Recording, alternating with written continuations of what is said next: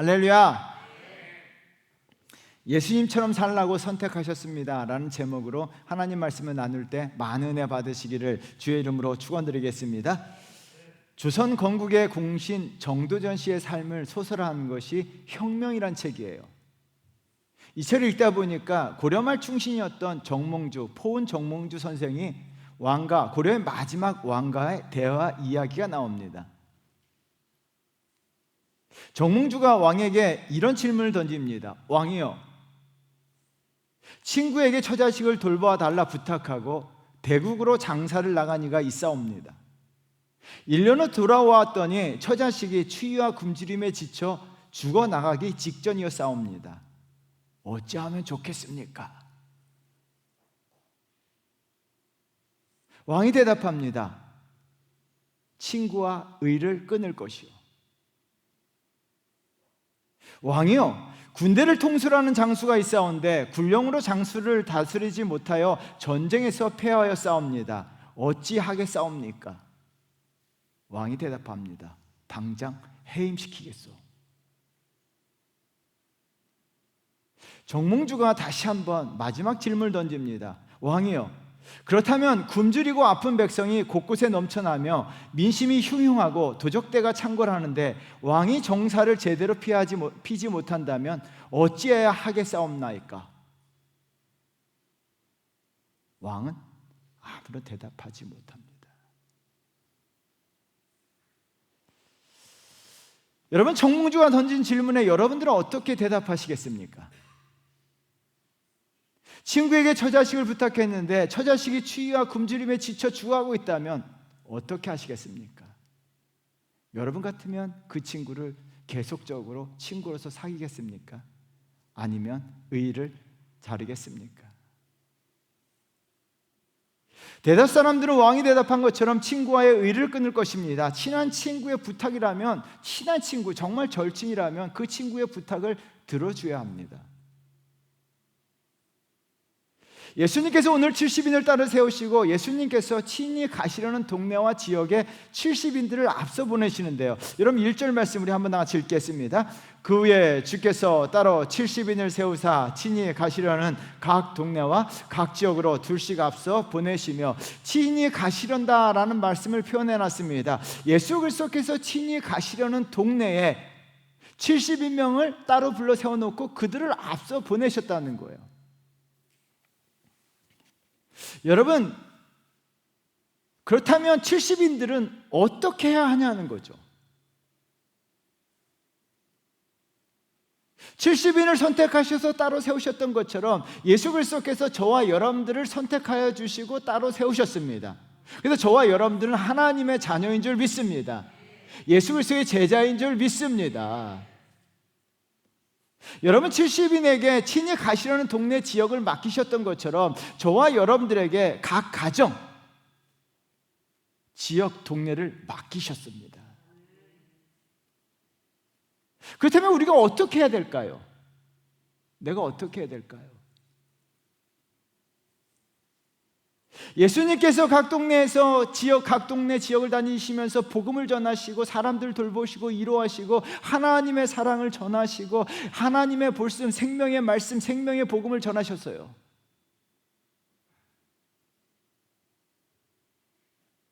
예수님께서 친히 가신 동네마다 그렇게 하셨어요. 주님은 친히 가시려는 그 동네에 70인을 세우시고 그들을 보내셨어요. 그들이 예수님과 함께, 예수님 같이 살게 하기를 바라셨어요. 마찬가지입니다. 저와 여러분들도 예수님의 사람으로 예수님처럼 예수님께서 저와 여러분들 각 가정으로 보내셨어요.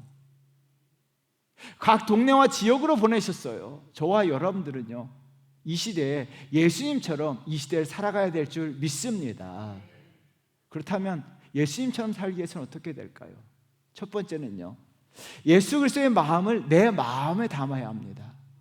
따라하겠습니다. 예수님의 마음을 내 마음에 담아야 합니다.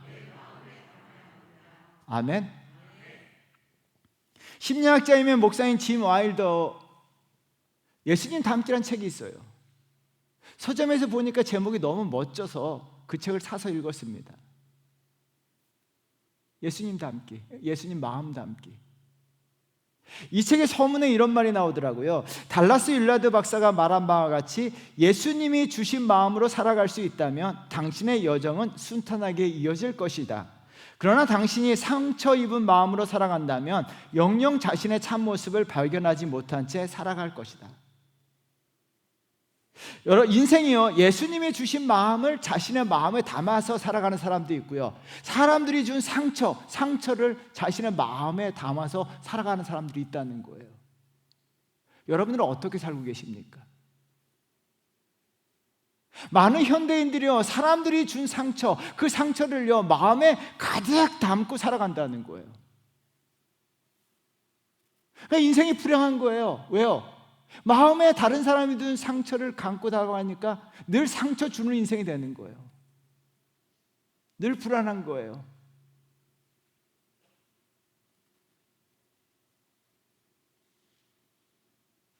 또 다른 사람들에게 상처를 주고, 그래서 마음에 화가 많은 거예요. 마음에 분노가 많아요. 왜요? 다른 사람이 준 상처를 마음에 담고 살아가기 때문이에요. 하나님의 사람들, 그리스도인들은요, 예수 그리스도의 마음을 내 마음에 담고 사셔야 될 줄 믿습니다. 그것이 은혜고, 그것이 축복이고, 그것이 행복입니다. 여러분, 이 사실을 믿으십니까? 그렇다면 여러분들이 무엇을 담아야 될까요? 저와 여러분들 예수 그리스도의 마음을 내 마음에 가득 담으셔야 될 줄 믿습니다. 그래서 사도 바울이 빌립보 교회에 보낸 편지 내용이에요. 빌립보서 2장 5절 말씀 우리 한번 크게 읽어보도록 하겠습니다. 너희 안에 이 마음을 품으라. 곧 그리스도 예수의 마음이니. 여러분, 예수 그리스도의 마음을 내 마음 안에 가득 담으셔야 돼요. 그래서 내 마음에 가득 담았을 때 예수 그리스도의 마음이 흘러 넘치는 거예요. 물은 웅덩이를 다 채운 후에 개천으로 흘러간다라는 말이 있습니다. 웅덩이가 있습니다. 커다란 웅덩이에 물이요 다 차고 넘쳐야지 그 물이 흘러서 개천으로 흘러가는 거예요. 마찬가지로요, 저와 여러분들의 마음에 예수 그리스도의 마음으로 가득 채우게 된다면요, 그것이 흘러서 다른 사람들에게 가는 거예요. 그래서 내 마음에 먼저 예수 그리스도의 마음으로 채우셔야 될 줄 믿습니다. 그래서 예수 그리스도의 마음이 내 마음을 통해서 다른 사람에게 흘러가야 돼요. 얼마나 멋진 일입니까?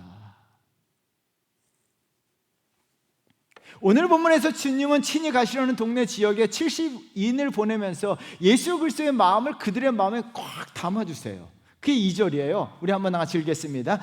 이르시되 추수할 것은 많되 일꾼이 적으니 그러므로 추수하는 주인에게 청하여 추수와 일꾼을 보내주셔서 하라. 여러분, 2절은요 상반절과 하반절이 예수 그리스도의 마음이 두 개로 표현되어 있어요. 상반전에 추수할 것은 많되 일꾼이 적다라고 이야기합니다. 주님의 안타까운 마음을 표현하고 있는데요, 각 동네, 각 지역에 주님이 눈을 들어보니까요 죽어가는 영혼들이 너무나 많은 거예요. 예수 그리스도를 알지 못하고 생명을 알지 못하고 심판받아 죽어갈 수밖에 없는 영혼들이 많은 거예요. 주님은 그들을 바라보면서 안타까운 마음을 갖고 있는 거예요.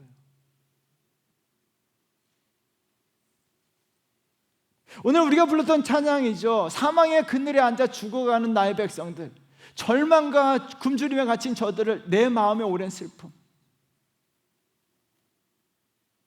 죄와 허물로 죽을 수밖에 없는 그 영혼들을 향해서 주님은 마음에 큰 슬픔을 갖고 계신 거예요.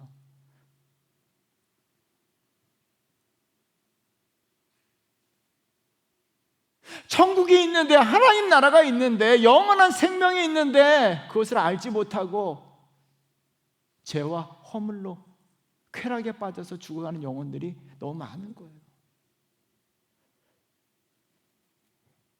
주님은 그 마음에 슬픔을 갖고 계신 거예요. 그리고 안타까움을 갖고 계신 거예요. 또한 하반절에 보면 주님의 마음에 절박감이 있습니다. 마지막 문제 보내주셔서 하라. 이 보내주셔서 하라라는 단어는요 간구하다 기도하라는 거예요. 어떻게 합니까? 간절히 절박한 마음으로 죽어가는 영혼들을 위해서 부르짖으라고 이야기하는 것입니다. 우리가 찬양 불렀죠. 누가 내게 부르짖어 저들을 구원케 할까? 주님은요 지금 찾고 계시는 거예요. 정말 누가 내게 부르짖느냐는 거예요. 하나님, 죽어가는 영혼들 향해서 정말 내게 부르짖으며 울부짖으며 부르짖는 사람들을 찾고 계시는 거예요. 그런데 주님이 보니까 그런 사람들이 드문 거예요. 누가 가서 저 주의 사랑을 전할까? 누가 가서 나의 사랑을 전할까? 추수할 일꾼들이 드문 거예요. 주님의 그 애틋함, 불쌍히 여기는 마음, 슬픔, 간절함, 절박함을요 지금 70인의 가슴 속에 그 주님의 마음을 다 담아주신 거예요. 왜? 주님의 마음을 갖고 있어야 돼요. 여러분, 주님이 마가복음 6장 34절 말씀 우리 한번 나같이 읽어보도록 하겠습니다. 예수께서 나오사 큰 무리를 보시고 그 목자 없는 양 같음으로 인하여 불쌍히 여기사 이에 여러 가지로 가르치시더라. 여러분, 무리를 보고 불쌍히 여기는 마음 가지고 계실 때 주님은 어떻게 합니까? 그들 향해서 천국 복음을 전했습니다. 여러분, 그들을 불쌍히 여기셔서 그들에게 배불리 먹이셨습니다. 그들에게 하나님 말씀을 가르쳤습니다. 그들에게 생명의 복음을 전하셨습니다. 주님은 가만히 계실 수가 없었던 거예요. 왜요? 그들을 불쌍히 여기는 마음을 가지셨기 때문이에요.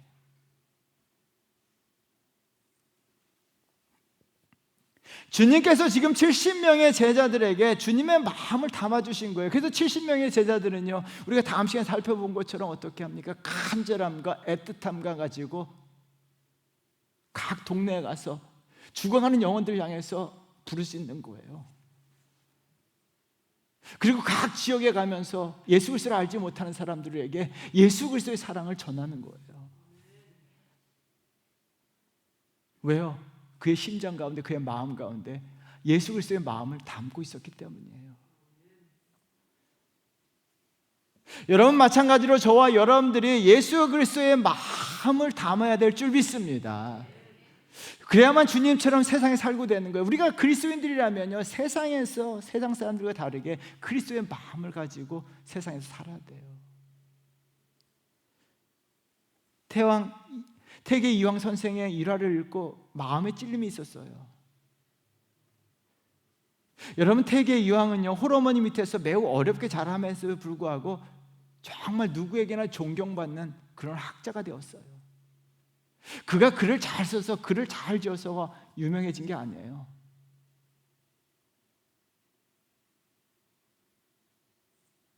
어느 여름날 맏형이요 풀을 베다가 낫에 손가락이 잘린 거예요.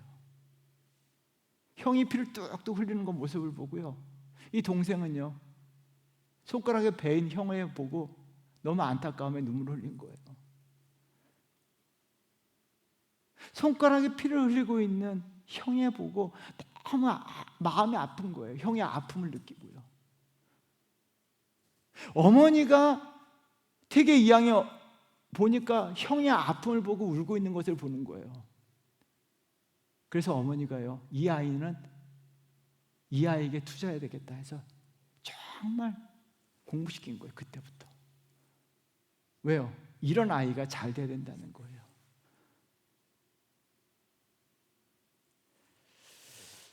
저는 이 글을 읽으면서 많이 마음의 안타까움을 느꼈고 죄책감을 느꼈고 마음에 찔림이 있었어요. 나는 목사인데 손가락 하나 피 흘리는 걸 가지고 태계 이황 선생은 안타까움을 느꼈는데 세상에 많은 죽어가는 영혼들을 위해서 내가 정말 울부짖으며 하나님에게 부르짖고 있는가?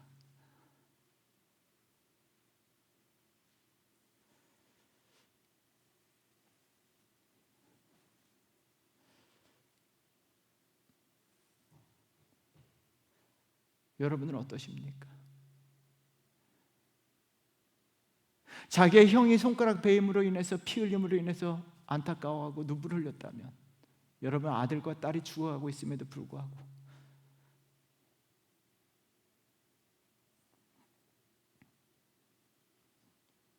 오늘 아침에 여러분들 뉴스를 통해서 다 알고 계실 거예요. 이태원에서 많은 젊은이들이 압사사고로 죽었어요. 저도 오늘 아침에야 비로소 알게 되었습니다. 근데 제 마음에 안타까운 게 있었어요. 앞서 사고 나와서 많은 청년들이 죽어가고 있을 때 몇몇 청년들은요, 한 사람이라도 더 살리기 위해서 그들에게 인공호흡하고 정말 죽어가는 사람 울부짖으면서 살려달라고 하면서 그 죽어가는 영혼을 붙들고 막 살리고자 애썼던 청년들이 있더라고요. 근데 한쪽에서는요, 사람들이 죽어가도 술을 먹으면서 내가 내 돈 내고 술을 먹는데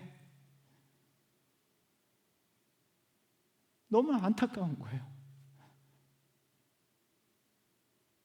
한쪽에서는 정말 한 사람을 더 살리기 위해서 절박한 마음으로 막 살리고 있는데, 한쪽에서는 술을 먹고 나몰라라 하고 있어요.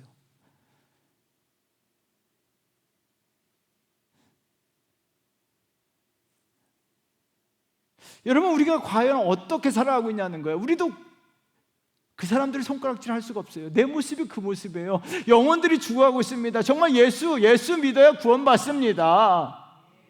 예수 믿어야 구원받습니다. 근데 죽어가는 저 영혼들을 향해서 나는 나 몰라라 하면서 내일만 하고 살아요. 정말 죽어가는 영혼들이 있는데, 내 자식이 죽어가고 있는데, 내 부모가 죽어가고 있는데, 내 형제가 죽어가고 있는데, 나는 나 몰라라 합니다. 내일에 바쁩니다. 나는 나 몰라라는 거예요. 너는 너고 나는 나라는 거예요. 나는 어떻게 합니까? 한 옆에서 술 먹는 사람들과 뭐가 다르냐는 거예요. 나는 어떻게 해요? 내일 바쁘다는 거예요. 내 살기 바쁘다는 거예요. 여러분, 그렇게 살고 있지는 않습니까, 우리가?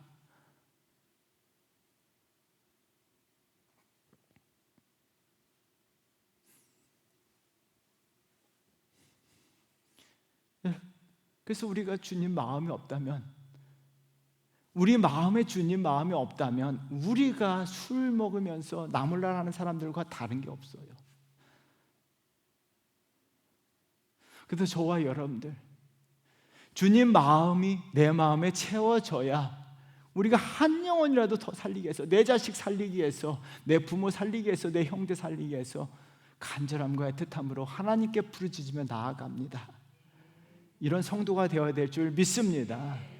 그래서 우리의 마음이 주님 마음 달라고 하셔야 돼요. 여러분, 참 세상에 살면서요, 저도 마찬가지예요. 막 바쁘게 살다 보면은 어느 순간 세상의 쾌락에 빠져 살다 보면 어느 순간 내 마음 속에 예수님 마음이야 속구리에 물 빠지듯이 다 빠져버려요. 사람들은 목사라고 이야기하는데 목사 마음속에 예수님 마음이 없는 거예요. 여러분, 어떻게 해요? 속구리에 물이 빠지던 것처럼 다 빠져버려요. 그래서 어떻게 하면 세상 사람들과 동일한 마음이 있어요. 그때마다 제가 이 찬양을 많이 불러요. 주님 마음 내게 주소서. 여러분 마음속에 예수님 마음이 없다면 이 찬양 부르셔야 돼요. 다 가사 몰라도 상관없어요. 그냥 주님 마음 내게 주소서, 주님 마음 내게 주소서, 이 찬양 가사하고요. 그리고 외치면 돼요. 주님 마음 내게 주소서 하고 기도하며 나아간다면 예수 그리스도께서, 하나님께서 저와 여러분들에게 예수 그리스도의 마음을 주실 줄 믿습니다. 예수 그리스도의 마음이 내 마음 안에 가득 채워 주실 줄 믿습니다. 그래서 여러분, 우리 주님 마음 달라고 기도하셔야 돼요. 단 하나는요, 예수님 마음 담기에 나와 있는 이야기인데요, 그 책에 보니까 이런 말이에요. 우리의 마음은 사랑과 힘을 다해 주를 향해 있어야 한다. 예수 그리스도를 바라보면 예수님께서 우리에게 예수님 마음을 주신다는 거예요. 죄송하지만 제가 그림을 그려요. 그림을 그리게 된 강력한 동기가 있었어요. 미술관에 갔는데요, 십자가에 달리신 예수 그리스도가 대형 그림이 걸려져 있는 거예요. 저는 그림에 대해서 문외한이었는데 아무 느낌도 없는데 그 그림 앞에서는요, 갑자기 심장이 멈춰지는 느낌을 받았어요. 태어나서 처음으로요. 예수 그리스도께서 십자가에 달린 그 미술관 걸린 그림 보고요, 갑자기 이 마음이 어떻게 표현을 못하겠어요. 그래서 그 그림 앞에서 굉장히 오랫동안 머물러 있었어요. 그러면서 그 그림을 한번 그려보고 싶은 마음으로 그림을 시작했어요.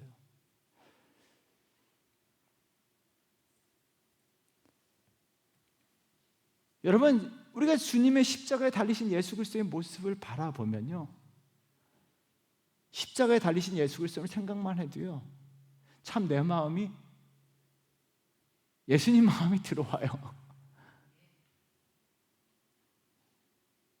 여러분, 예수님께서 십자가에 탁 달려 들어가셨어요.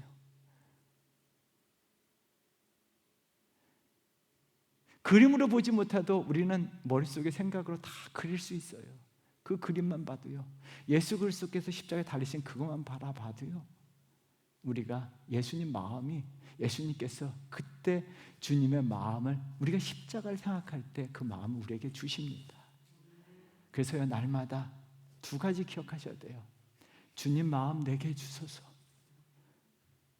우리 한번 따라해 볼까요? 주님 마음 내게 주소서.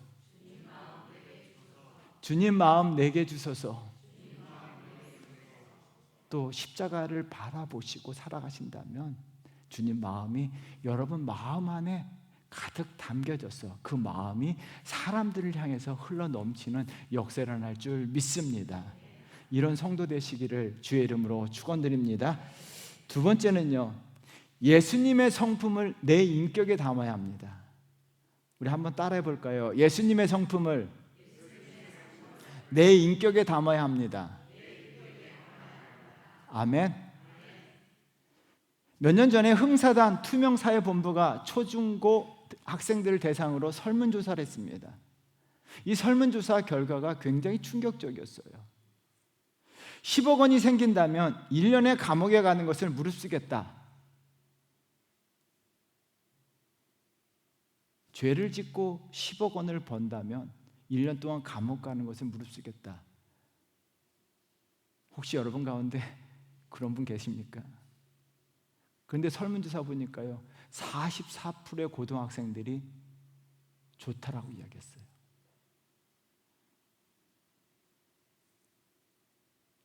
남의 물건을 주워도 가져가도 된다. 고등학생 62.2%, 중학생 51%, 초등학생 35%. 그래도 감사하게 초등학생들이 고등학생보다 나아요. 여러분, 이 조사 후에 많은 교육학자와 지도자들이 충격을 받았는데, 우리 사회에 만연되어 있는 돈이면 어떤 죄를 지어도 된다는 거예요. 돈만 벌기 위해서는 죄를 지어서라도 돈을 벌겠다는 거예요. 여러분, 초중고가 이렇게 되면 과연 저는 마음속에 왜 어른들 대상으로 하지 않았을까? 어른들이었으면 어떻게 될까? 어른들이었으면 더 많이 나오지 않았을까 하는 생각이 들어요. 아이들은 어른들을 보고 배웠기 때문이에요. 세상은 점점 클린, 깨끗한 공명, 청렴, 정직, 순수를 강조합니다. 여러분, 정치인들이 입만 열면 무엇을 강조합니까? 클린. 정치인들이 입만 열면 청렴, 순결, 정직. 왜 입만 열면 그것을 강조할까요? 이 사회가 그렇지 못하기 때문이에요. 여러분, 사람들이 죄가 만연하고 정직하지 못한 사람들, 악한 사람들이 많아지기 때문인데요, 주님께서 그래서 이와 같은 세상을 이리떼들이 모였다라고 이야기합니다. 3절 말씀 우리 한번 다 같이 읽겠습니다. 갈지어다 내가 너희를 보냄이 어린 양을 이리 가운데 보냄과 같도다. 여러분, 3절 말씀을 잘 기억하셔야 됩니다. 내가 너희를 보냄이 어린 양을 이리 가운데 보냄과 같다라고 이야기합니다. 양과 이리는 대조적이에요. 양은요 선의 상징이라면 이리는요 악의 상징입니다. 악한 세상에 어린 양을 보낸 것 같다라고 이야기합니다. 이 말씀을 통해서 예수님이 강조하시는 것은 딱 한 가지입니다. 세상 끝날까지 죽더라도 끝까지 양으로서, 어린 양으로서 세상을 살아야 한다는 것을 강조하신 거예요. 예수님은 어린 양이셨는데요, 요한복음 1장 29절 말씀입니다. 우리 한번 다 같이 읽어보겠습니다. 이튿날 요한이 예수께서 자기에게 나아오심을 보고 이르되 보라, 세상 죄를 지고 가는 하나님의 어린 양이로다. 여러분, 예수 그리스도가 하나님의 어린 양이었고, 예수님은요 저와 여러분들을 어린 양이라고 하셨습니다. 예수님은요 이 세상에서 어린 양으로 사셨어요. 그리고 어린 양으로 죽으셨고요, 죽기까지 예수님은요 이리가 되지 않으셨어요.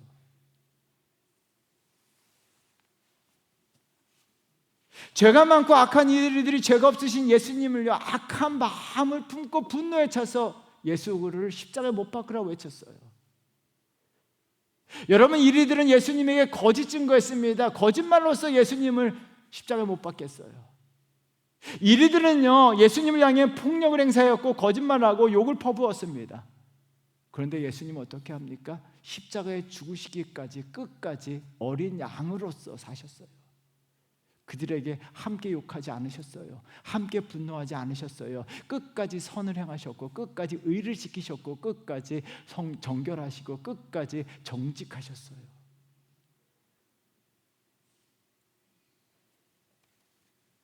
여러분, 주님은 주님의 사람들 세상에 보내면서, 이리 가운데 보내면서 이리로 보내지 않으셨습니다. 저와 여러분들을 세상에 살면서 이리와 같이 사람들이 분노하면 함께 분노하고, 사람들이 욕을 하면 함께 욕을 하고, 사람들이 부정직하면 함께 부정직하고, 사람들이 거짓을 행하면 함께 거짓을 행하라고 세상에 보낸 것이 아니에요. 저와 여러분들을 예수 그리스도의 양으로, 어린 양으로 보내신 줄 믿습니다. 그래서 나는 어린 양이 되셔야 돼요. 따라하겠습니다. 나는 이리가 아닙니다. 어린 양입니다. 할렐루야. 여러분, 이 어린 양이신 주님의 성품을요, 내 인격에 담아서 세상에 사셔야 돼요. 왜 이것이 중요할까요? 여러분, 왜 이렇게 중요할까요? 조던 피터슨이라고 하는 하버드 심리학대학 교수가 12가지 법칙이라는 책에서요, 아주 중요한 말을 합니다. 인간의 행동은 인격의 반영이다. 그 사람의 인격을요, 알 수 있는 방법은 있다는 거예요. 행동을 보면 그 사람의 인격을 안다는 거예요.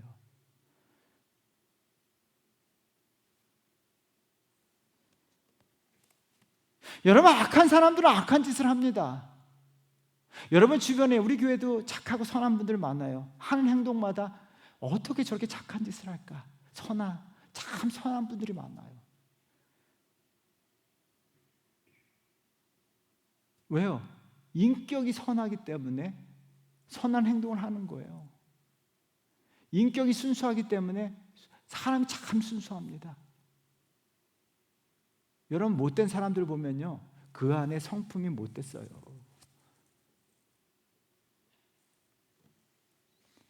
여러분, 우리가 이리같이 살아간다면요, 세상 사람들이 뭐라고 이야기합니까? 이리들을 향해서 서로 욕해요. 왜 한국교회가 욕을 먹습니까? 교회 다닌다고 이야기하면서 세상에서 이리 때와 같이 살기 때문이에요. 세상 사람들이 보니까 똑같은 거예요. 너나 나나. 여러분, 우리가요, 세상에서 어린 양으로 살아간다면 세상 사람들은 우리를 보고, 그래도 교회 다니는 사람은 다르네, 이와 같은 말을 우리가 들어야 합니다. 그래도 주원교회 다니는 사람들은 다릅니다. 할렐루야. 마태복음 5장 16절에 예수님께서 이런 말씀하셨죠. 우리 한번 다 같이 읽어보겠습니다. 이같이 너희 빛이 사람 앞에 비치게 하여 그들로 너희 착한 행실을 보고 하늘에 계신 너희 아버지께 영광을 돌리게 하라. 여러분, 착한 행실을 보고 아버지께 영광을 돌리라. 착한 행실은 어떻게 해요? 착한 성품에서 나오는 거예요. 그래서 저와 여러분들이요, 예수 그리스도의 성품을 내 인격에 잡고 그 성품을 끝까지 이리때들이 넘쳐나도요, 이리때가 많아도 내 주변에 다 이리들이 넘쳐도요, 끝까지 그 성품, 예수 그리스도의 성품을 내 인격에 담고 그것을 끝까지 붙들고 사셔야 될 줄 믿습니다. 고전을 읽다 보니까요, 중용에 이런 말이 나와요. 택선 고집. 이 말은요, 선을 선택해서 끝까지 붙든다, 잡는다는 뜻이에요. 여러분, 선을 선택했습니다. 그리고 그 선을요, 내가 선택한 선을요, 잡고요, 이리때들이 악을 행한다 할지라도 끝까지 그 선을 붙드는 거예요. 얼마나 멋지지 않습니까? 제가 혁명이라는 책을 서론에서 얘기했어요. 이 책을 읽으면서 많은 도전을 받았습니다. 고려의 마지막 왕이 정몽주에게 정도전의 사람 됨됨이에 대해서 물어봤습니다. 정몽주와 정도전은 한 스승 밑에서 함께 공부했던 사람이고 함께 정치했던 사람이에요. 누구보다도 너무나 잘 알고 있어요. 왜요? 가장 옆에서 지켜봤기 때문이에요. 그 정몽주가 정도전에 대해서 왕에게 이렇게 이야기합니다. 왕이요, 강함과 약함, 부드러움과 날카로움, 상식과 몰상식으로 정도전을 평하기 어렵습니다. 정도전에게는 큰 원칙이 있습니다. 그 원칙이 뭐요?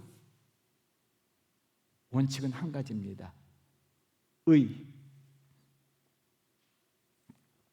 왕이요, 정도전은 의에 부합된다고 여기면 무엇이든지 하옵니다. 의가 아니라 판단되면 무엇도 하지 않습니다. 그의 지나침은 의를 철저하게 따르고자 하는 마음에서 비롯됐사옵니다. 정도전은 어떻게 합니까? 의를 선택해서 그 의를요 끝까지 붙들었어요. 그래서 어떻게 합니까? 간신배들에서 유배도 가요. 그럼에도 불구하고 그 의를 끝까지 붙들고 그 의를 놓치지 않아요.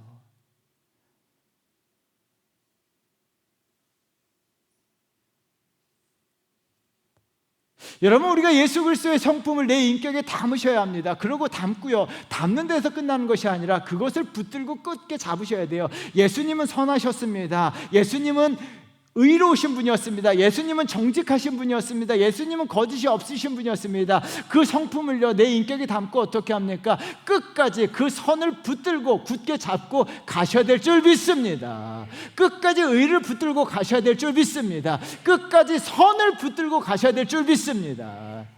여러분, 이 시대에 이와 같은 그리스도인들이 필요합니다. 직장에서 다 똑같아요.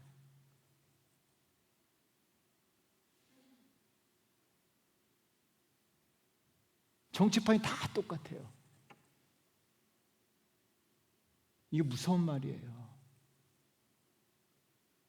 정치판에 그리스도인이 없습니까? 직장에 그리스도인이 없습니까? 다 똑같다. 여러분, 정말 직장에서 다 똑같으십니까?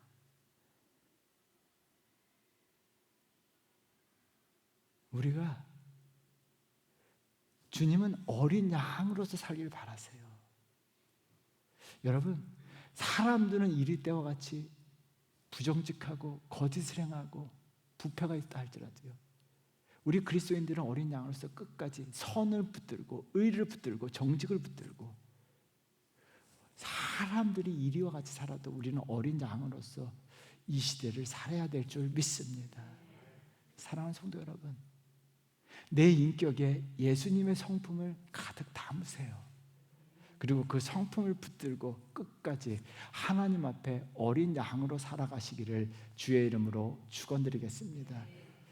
우리가 예수님처럼 살라고 우리를 부르셨어요. 그러기 위해서는 예수 그리스도의 마음을 내 마음에 담으셔야 돼요. 그리고 예수님의 성품을 내 인격에 담으셔야 돼요.